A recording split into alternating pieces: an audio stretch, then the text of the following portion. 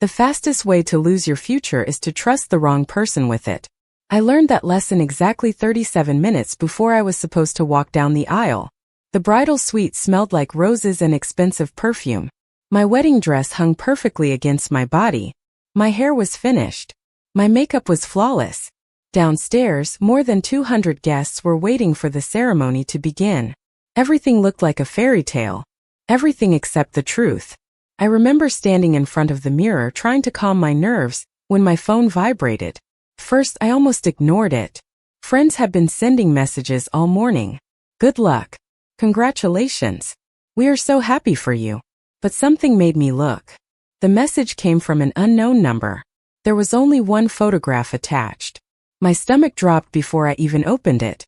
The image showed my fiancé, Ryan, standing on a hotel balcony. He was not alone. A woman stood beside him. His hand rested comfortably on her waist. The timestamp showed it had been taken less than 20 minutes earlier. I stared at the screen. My heart stopped. Then it started racing so hard I thought I might faint. There had to be an explanation. There had to be. I grabbed my dress and ran from the suite. The hallway blurred around me. Guests smiled as I passed. Staff members stepped aside. Nobody knew my world was collapsing. I followed the room number attached to the message. Every step felt heavier than the last. When I reached the door, I could hear laughter inside. Ryan's laughter. My hand shook as I pushed the door open. The silence that followed was immediate. Ryan turned around. The woman beside him froze. Neither looked surprised enough. That was what hurt the most. Not guilt. Not panic. Just annoyance that they had been caught. My chest tightened so hard I could barely breathe. Madison, Ryan said. I can explain. The words sounded rehearsed. Meaningless. I looked at the woman. Then at him. Then at the wedding invitation sitting on the table beside 2 glasses of champagne. Suddenly every late night, every canceled date, every strange excuse made perfect sense. I felt foolish. Humiliated. Angry. But most of all, empty. The man I had planned to spend my life with was standing in front of me looking like a stranger. I expected tears. Instead, I felt strangely calm. Like my heart had already accepted the truth before my mind did. You should go downstairs, Ryan said quietly. We can talk later. Later. As if there would be a later. As if betrayal came with a convenient schedule. I laughed once. A short, bitter sound. Then I turned and walked away. By the time I reached the ballroom entrance, guests were already taking their seats. Music drifted through the air. Crystal chandeliers glowed overhead. Hundreds of people had gathered to celebrate a future that no longer existed. My father approached with concern in his eyes. I could not speak. I could barely think. Then the room suddenly changed. Conversations faded. Heads turned. A path opened through the crowd. Someone important had arrived. Someone powerful enough to command attention without saying a word. And for the first time that day, every eye moved away from me. Toward the cold, intimidating CEO who had just stepped through the doors. Alexander Knight. Alexander Knight was not supposed to be at my wedding. That was my first thought as the crowd parted around him. My second thought was that he looked exactly like the stories people told about him. Tall. Impossibly composed. Dressed in a charcoal suit that probably cost more than my flower shop earned in a month. The room seemed to bend around his presence. Conversations stopped. Phones disappeared. Even the wedding coordinator, who had been frantically trying to keep everything on schedule, suddenly stood still. Alexander moved through the ballroom with the calm confidence of a man who had never doubted a decision in his life. I had seen him once before on television during a business interview. Reporters called him brilliant. Competitors called him ruthless. Employees called him demanding. Nobody called him warm. His eyes swept across the room before settling on me. For a strange moment, the noise faded completely. I became aware of every detail. The weight of my wedding dress. The ache in my chest. The humiliation still burning beneath my skin. Then Alexander walked directly toward me. My father shifted beside me. Guests exchanged confused looks. Nobody understood why one of the most powerful CEOs in New York was crossing a ballroom to speak with a bride whose wedding was obviously falling apart. Neither did I. He stopped a few feet away. His expression remained unreadable. Miss Reed. His voice was deep and controlled. Not cold exactly, just careful. Mr. Knight. I had no idea what else to say. He glanced briefly toward the hallway where Ryan had disappeared. Somehow he already seemed to know everything. I heard there has been a change of plans. Under normal circumstances, I might have laughed at the understatement. Instead I looked away. The pity in other people's eyes had been unbearable all afternoon. For some reason, I did not see pity in Alexander's. Only focus. You could say that. Silence stretched between us. The guests pretended not to listen while clearly listening to every word. My wedding day had already become public entertainment. What was one more audience? Alexander studied me for a moment. Then he asked a question that caught me completely off guard. Do you still intend to walk down the aisle? I blinked. What? Your guests are waiting.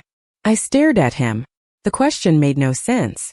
Of course I was not going through with the wedding. Ryan had destroyed that possibility less than an hour ago. No, I said quietly. I do not. Alexander nodded once, as though confirming something important. Then he reached into the inside pocket of his suit jacket and removed a folded document. My confusion deepened. He handed it to me. I looked down. The first page displayed a legal agreement. My pulse quickened. What is this? Around us, the ballroom seemed to hold its breath. Alexander's gaze never left mine. An alternative. I looked back at the document, then back at him. Nothing about this situation felt real anymore. My wedding had collapsed. A billionaire CEO was standing in front of me with legal paperwork. And somehow I sensed that this moment would change everything. I do not understand. For the first time, something softened in Alexander's expression. Not enough to call it a smile, but enough to make him seem human. Then he said the last thing I expected to hear. Marry me instead. Marry me instead. The words echoed through my mind so loudly that I barely heard the gasp spreading across the ballroom. For a second, I honestly wondered if stress had finally broken my ability to think clearly. Alexander Knight stood perfectly still, holding the document as if he had just proposed a routine business arrangement instead of turning my entire world upside down. Around us, hundreds of guests stared openly. My father looked shocked. The wedding coordinator looked as though she might faint. Somewhere near the back of the room, I heard someone drop a champagne glass. Yet Alexander remained completely calm. You cannot be serious, I whispered. I am. His answer came without hesitation. I stared at him, searching for a sign that this was some kind of joke. There was none. His expression remained composed, focused, certain. Why would you ask me that? The question slipped out before I could stop it. Alexander glanced briefly around the ballroom. Because every person in this room is waiting to see what happens next. I frowned. That is not an answer. A faint shadow crossed his face. No, it is not. For the first time since meeting him, I sensed there was more beneath the surface. Something he was carefully choosing not to say. My pulse hammered in my ears. Less than an hour ago, I had been planning a future with Ryan. Now one of the most powerful men in New York was offering me an alternative that made absolutely no sense. I looked down at the document in my hands. The first page outlined a marriage agreement. Legal language filled the paper. Conditions, terms, responsibilities. Everything looked real. My stomach tightened. Why me? Alexander's gaze settled on mine again. For a moment, something unreadable flickered in his eyes. Then it disappeared. Because this arrangement benefits both of us. There it was. A business answer. Logical. Controlled. Safe. Yet somehow it felt incomplete. I continued flipping through the pages. Most of the agreement looked exactly like what I would expect from a man like Alexander. Structured. Precise. Thorough. Then I reached the final page. My eyes narrowed. One line had been added separately beneath the standard clauses. It was shorter than everything else. Simpler. More personal. I read it twice to make sure I had not misunderstood. No one is allowed to harm my wife in any way. My breath caught.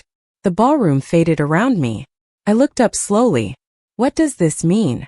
Alexander's expression never changed. Exactly what it says. Something about the answer unsettled me. Not because it sounded threatening, Because it sounded protective. Deeply protective. The kind of protection that belonged in a marriage built on love, not paperwork. Before I could ask another question, movement near the entrance drew everyone's attention. Ryan had entered the ballroom. The moment he saw Alexander standing beside me, the color drained from his face. He stopped walking immediately. The reaction was impossible to miss. Alexander noticed it too. Yet he said nothing. He simply waited. Ryan looked nervous. Not guilty. Not embarrassed. Nervous. As though seeing Alexander frightened him more than losing me. The realization sent a strange chill through my chest. Then Alexander leaned slightly closer and spoke quietly enough that only I could hear. You have 5 minutes to decide, Madison. My heartbeat accelerated. And if I say no? For the first time, something almost resembling sadness appeared in his eyes. Then he answered with a calmness that somehow hurt more than any pressure would have. Then I will walk away and never ask again. Then I will walk away and never ask again. The words stayed with me long after Alexander stepped back and gave me space to think. 5 minutes. That was all he had offered. 5 minutes to decide whether I would leave the ballroom alone or walk down the aisle with a man I barely knew. Around me, the room remained suspended in disbelief. Guests whispered behind carefully raised hands. My father looked torn between concern and confusion. Ryan stood near the entrance watching everything unfold with an expression I could not quite read. Yet none of them moved. Somehow Alexander Knight had taken control of the room simply by standing in it. I looked down at the contract again. The paper felt heavier than it should have. This was supposed to be the happiest day of my life. Instead, I was holding a legal agreement from a billionaire CEO. While my wedding collapsed around me, common sense told me to refuse, to leave, to start over somewhere else. But common sense had not protected me from Ryan. Common sense had not prevented humiliation. Common sense had not answered the question that kept growing louder inside my head. Why me? I glanced toward Alexander. He was standing near one of the ballroom windows overlooking the city. Calm, patient, completely still. Most people would have pressured me, persuaded me. Alexander did neither. He simply waited. The realization unsettled me more than any sales pitch could have. My father approached quietly. Madison. His voice was gentle. I looked up. Concern filled his eyes. You do not have to make any decision today. I knew he was right. Yet something inside me felt strangely certain that this moment mattered more than I understood. Dad, I said softly. What do you think? He glanced toward Alexander, then back at me. I think that man did not come here by accident. The answer surprised me. Before I could ask what he meant, Ryan suddenly crossed the room toward us. The whispers intensified immediately. His face looked pale, nervous, desperate. Madison, can we talk? Every muscle in my body tightened. A few hours ago, I would have followed him anywhere. Now I felt only exhaustion. What is there left to say? Ryan glanced toward Alexander before lowering his voice. This is a mistake. The irony almost made me laugh. You are worried about mistakes now? He winced. Please. For the first time, I noticed genuine fear in his expression. Not regret. Fear. My gaze shifted briefly toward Alexander again. He had not moved. Had not interrupted. Had not even looked in our direction. Yet Ryan kept glancing at him as though expecting something. The behavior felt strange. Wrong. Why are you afraid of him? I asked. Ryan froze. The reaction lasted only a second, but I caught it. So did my father. I am not afraid of him. The answer came too quickly. Too defensively. My pulse quickened. Before I could question him further, Alexander finally checked his watch. The simple movement somehow carried more authority than an entire speech. Ryan immediately stepped back. My confusion deepened. Then Alexander looked directly at me. Your 5 minutes are almost over. The ballroom fell silent again. Every guest seemed to stop breathing at once. I looked down at the contract one final time. Then my eyes landed on the last clause again. No one is allowed to harm my wife in any way. The words felt different now. Less like a legal condition. More like a promise. My heartbeat accelerated. Slowly, I picked up the pen resting beside the agreement. And the moment the tip touched the paper, Alexander's eyes softened in a way no one else seemed to notice. The moment I signed my name, the ballroom erupted into noise. Gasps, whispers, disbelief. Yet somehow all of it sounded distant. I stood there staring at the ink on the paper, wondering how my life had changed so completely in less than an hour. Across from me, Alexander accepted the contract with the same calm expression he had worn all afternoon. But I had seen it. For a brief second, his eyes had softened. Not with triumph. Not with satisfaction. With relief. The realization stayed with me long after the ceremony ended. Everything that followed felt unreal. Lawyers appeared. Documents were reviewed. Arrangements were made with astonishing speed. Alexander's team operated with quiet efficiency, as if solving impossible situations was part of their daily routine. By sunset, I was no longer Madison Reed, abandoned bride. I was Madison Knight. The name felt unfamiliar. Temporary. Like a costume I had borrowed from someone else's life.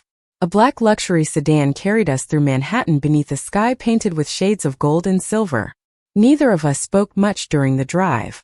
The city lights reflected across the windows while I tried to process the events of the day. Finally, the car stopped in front of a glass tower overlooking the river. Alexander stepped out first. The doorman immediately opened the entrance before we reached it. Inside, employees greeted him with quiet respect. Nobody questioned anything. Nobody seemed surprised. They simply moved aside. Power followed him everywhere. The private elevator carried us upward in complete silence. My ears popped slightly as we climbed. 40 floors. 50. 60. The doors finally opened onto a private penthouse occupying an entire level. I had seen luxury apartments in magazines before. This was different. It did not feel designed to impress. It felt lived in. Thoughtful. Warm. Floor-to-ceiling windows overlooked the entire city. Soft lighting reflected across polished wood floors. Fresh flowers rested on a table near the entrance. White flowers. My favorite. I stopped walking. You did not have to do this. Alexander glanced toward the arrangement.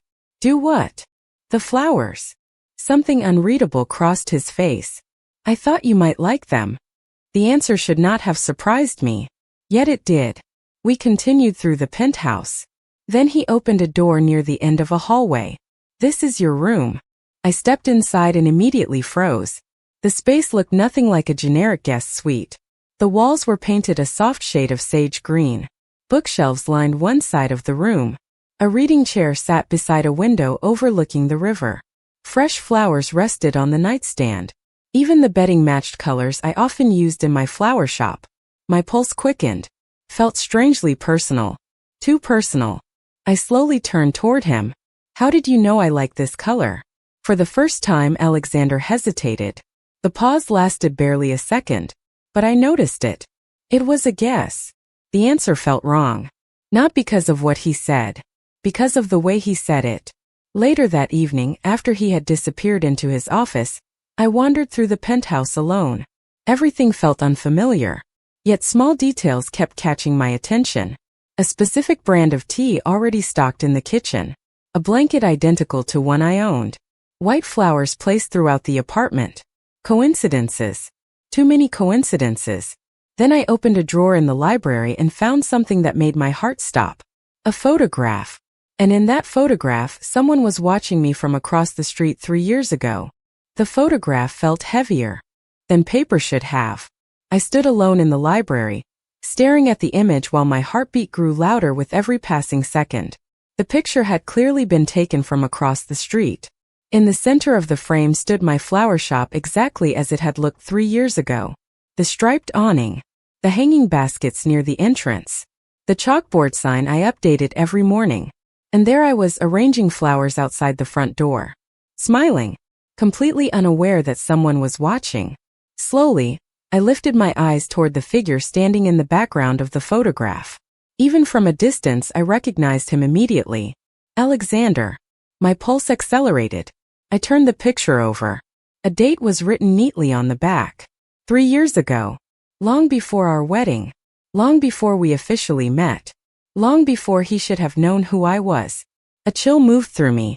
I was still holding the photograph when I heard footsteps approaching. The sound was calm, unhurried. Somehow I already knew who it was. Alexander appeared in the doorway a moment later. His gaze immediately found the picture in my hand. He stopped walking. Silence filled the room. Neither of us spoke. The city lights shimmered beyond the floor-to-ceiling windows while tension quietly settled between us. "You were watching me." The words came out softer than I intended. Alexander glanced at the photograph before meeting my eyes. He did not deny it. That alone told me everything. Yes. The honesty caught me off guard. Most people would have invented an excuse. Alexander simply accepted responsibility. Why? He looked away briefly. Not toward the photograph. Toward the city. As though searching for the right answer. "Because I wanted to know you were okay." My confusion deepened. "You did not even know me." A faint shadow crossed his face. "Actually, I did." The room seemed to tilt slightly. I stared at him. What does that mean? For the first time since I had met him, Alexander looked uncertain. The expression lasted only a moment before disappearing behind his usual composure. Yet I had seen it. 3 years ago, he said quietly. My younger sister was going through a difficult period in her life. I listened carefully. Something in his voice told me this mattered. One evening she walked into your flower shop. My heart skipped. A vague memory stirred somewhere deep inside my mind. Not a complete memory, just a feeling. Familiarity. She was having a terrible day, Alexander continued.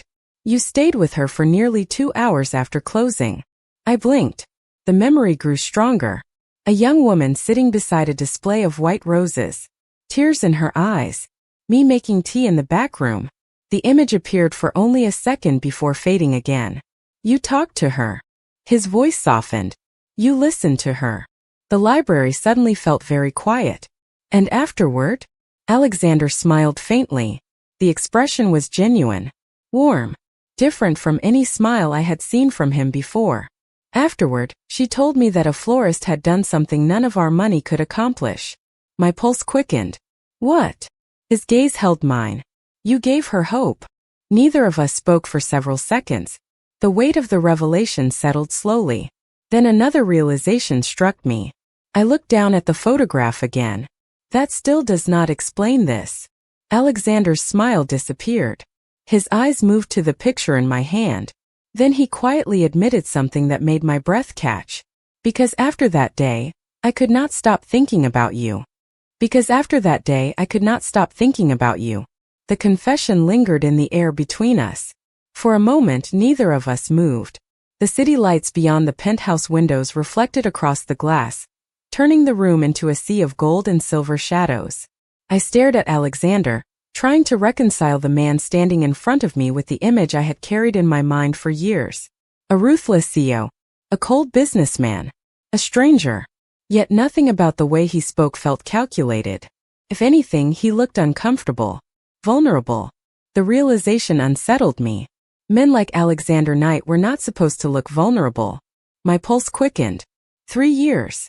I asked quietly. He nodded once. 3 years. The answer should have sounded impossible. Instead, it sounded honest.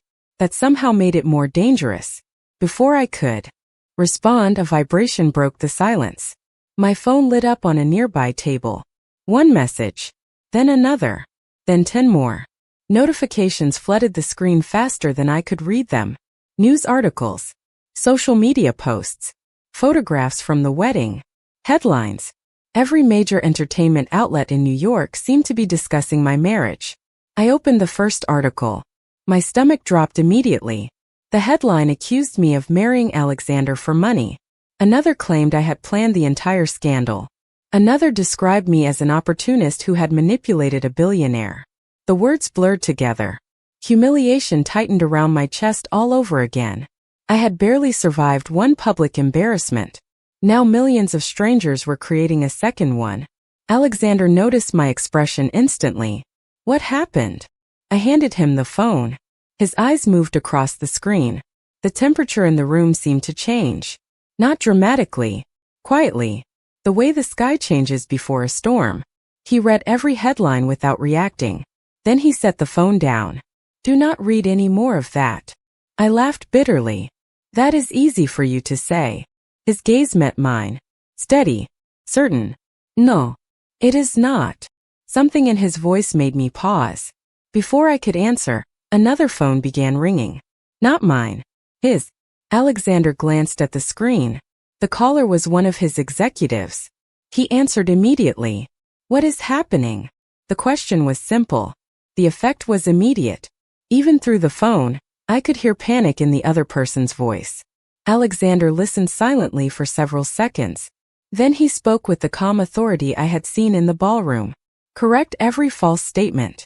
Another pause. Tonight. Another pause. I do not care how many outlets are involved. The room fell silent. Alexander ended the call and reached for his jacket. Where are you going? I asked. To handle this. The answer came as though it were the most obvious thing in the world. You do not have to. For the first time he looked genuinely confused. Of course I do. My heartbeat stumbled. The response had come too naturally. Too sincerely. Like protecting me was not an obligation created by a contract. It was instinct. 30 minutes later, we arrived at the headquarters of Knight Holdings. Even at night, the building buzzed with activity. Executives hurried through hallways. Assistants carried folders between conference rooms. Yet the moment Alexander entered, everything changed. Conversations stopped. Employees stepped aside. Respect followed him like a shadow. Then I noticed something unexpected. Large screens throughout the building displayed news coverage of the wedding. And standing in front of those screens was Ryan. The moment he saw Alexander, every trace of confidence disappeared from his face. The moment Ryan saw Alexander, every trace of confidence disappeared from his face. He looked exactly like a man who had walked into a room expecting control and found none. I stood a few feet behind Alexander in the lobby of Knight Holdings, watching the strange tension unfold between them. Employees moved quietly around us, pretending not to notice while clearly noticing everything. Large screens continued displaying news coverage of our wedding. Headlines flashed across the building. Commentators speculated. Reporters debated. Yet Ryan seemed focused on only one thing. Alexander. We need to talk, Ryan said. His voice lacked the certainty I remembered. Alexander did not stop walking. No. The single word landed with astonishing finality. Ryan hurried after him. Please. Alexander finally paused. The entire lobby seemed to freeze. Executives standing near reception suddenly found other places to look. Assistants stopped speaking. The atmosphere shifted instantly. This was not merely a CEO. This was a man accustomed to being obeyed. Slowly Alexander turned around. You have 30 seconds. Ryan swallowed visibly. I had never seen him nervous before. Not like this. I never wanted things to happen this way. Alexander's expression remained unreadable. You have 25 seconds. Ryan glanced toward me. Madison, tell him. I stared at him in disbelief. Tell him what? That he had betrayed me? That he had destroyed our wedding? That somehow he seemed more afraid of Alexander than ashamed of what he had done? None of it made sense. Then Ryan said something that made my pulse quicken. You never told her the truth. Silence followed. Alexander's face revealed nothing. Yet something changed. Subtle. Almost invisible. Leave, Alexander said. Ryan shook his head. She deserves to know. My heartbeat accelerated. Know what? Neither man answered immediately. The delay only made my anxiety worse. Finally Ryan looked directly at me. 3 years ago, before we started dating, Alexander already knew who you were. I almost laughed. I know that now. No. Ryan shook his head again. You do not understand. The lobby suddenly felt too quiet. Ryan looked at Alexander one last time before continuing. He was the reason I first visited your flower shop. My breath caught. The words made no sense. What? Ryan exhaled heavily. I worked for one of his companies back then. He talked about your shop constantly. The world seemed to tilt slightly beneath my feet. I looked toward Alexander. He remained silent. Not defensive. Not angry. Just silent. Ryan continued. I thought he was obsessed. Several nearby employees exchanged uncomfortable glances. Ryan. Alexander's voice carried a warning this time. Calm. Controlled. Dangerous. Ryan ignored it. Then one day I met you. My pulse pounded in my ears. Fragments of the past suddenly began aligning. Conversations. Coincidences. Timelines. Questions I had never thought to ask. Why are you telling me this now? Ryan's expression filled with regret. Real regret. Perhaps for the first time all evening. Because I realized something after the wedding. He looked toward Alexander. Then back at me. He did not marry you because of a contract. My heart skipped. Nobody moved. Nobody spoke. The entire lobby seemed suspended in anticipation. Ryan's voice dropped lower. He married you because he thought he was about to lose you forever. Silence crashed over the room. I slowly turned toward Alexander. For the first time since I had met him, he looked away first. And somehow that hurt my heart more than anything Ryan had said. The lobby remained silent for several long seconds. Employees pretended to focus on their work, but nobody truly moved. The tension hanging in the air was impossible to ignore. I looked at Alexander, waiting for him to deny it, to explain it away, to tell me Ryan was exaggerating. Instead, he simply stood there with his hands in his pockets, staring at the floor-to-ceiling windows overlooking Manhattan. The city glowed beneath the night sky. Cars moved like streams of light far below. Yet for the first time since meeting him, Alexander looked uncertain, human, vulnerable. Ryan slowly stepped back. He seemed to understand that whatever happened next no longer involved him. Without another word, he left. Nobody stopped him. The moment the doors closed behind him, the building seemed to exhale. I turned back toward Alexander. Is it true? My voice sounded smaller than I intended. He finally met my eyes. Yes. The answer came quietly. No excuses. No explanations. Just honesty. My heartbeat accelerated. You loved me before we ever spoke? A faint smile touched his face. Sad. Almost amused. That sounds ridiculous when you say it out loud. Despite everything, I almost laughed. It is ridiculous. I know. The sincerity in his voice made my chest tighten. We stood there for a moment, surrounded by the glow of computer screens and city lights. Then Alexander did something completely unexpected. He removed his wedding ring. My breath caught. Slowly, he placed it on a nearby conference table. What are you doing? I asked. His expression remained calm. Giving you a choice. Confusion rushed through me. What choice? He looked directly at me. The one I should have given you from the beginning. The words settled heavily between us. Madison, when I saw what happened at the wedding, I thought I was out of time. His voice remained steady, but I could hear the emotion beneath it now. I convinced myself that a contract was better than losing you completely. The honesty hurt because it felt so real. But you deserve more than that. He glanced at the ring on the table. You deserve the truth. My pulse pounded in my ears. Every memory from the past 24 hours seemed to collide at once. The flowers in the penthouse. The room prepared. Exactly the way I liked it. The photograph hidden in the drawer. The story about his sister. The way he had protected me from the headlines without being asked. None of it felt like a business arrangement anymore. It felt like years of silent affection finally finding a voice. Alexander stepped back. Not toward me. Away from me. Giving me space. If you want to leave, I will make it easy. The words sounded difficult for him to say. No lawyers. No conditions. No obligations. My heart twisted painfully. And if I stay? For the first time all evening, hope appeared in his eyes. Careful. Fragile. Almost afraid to exist. Then I would like the chance to earn what I should have asked for honestly. Silence settled between us. I looked at the ring resting on the table. A symbol of a deal. A contract. A desperate decision made on the worst day of my life. Then I picked it up. Alexander watched without speaking. Slowly, I removed the ring from my finger and placed it in his hand. For a brief second, disappointment crossed his face. He thought I was ending everything. I stepped closer. Then I smiled. Ask me again. His eyes widened slightly. What? Emotion tightened my throat. Not as a contract. I gently closed his fingers around the ring. Not as a rescue. The city lights shimmered behind us. My heart felt lighter than it had in years. Ask me as the man who spent 3 years loving me. For the first time since I had met him, Alexander Knight completely forgot how to hide what he felt.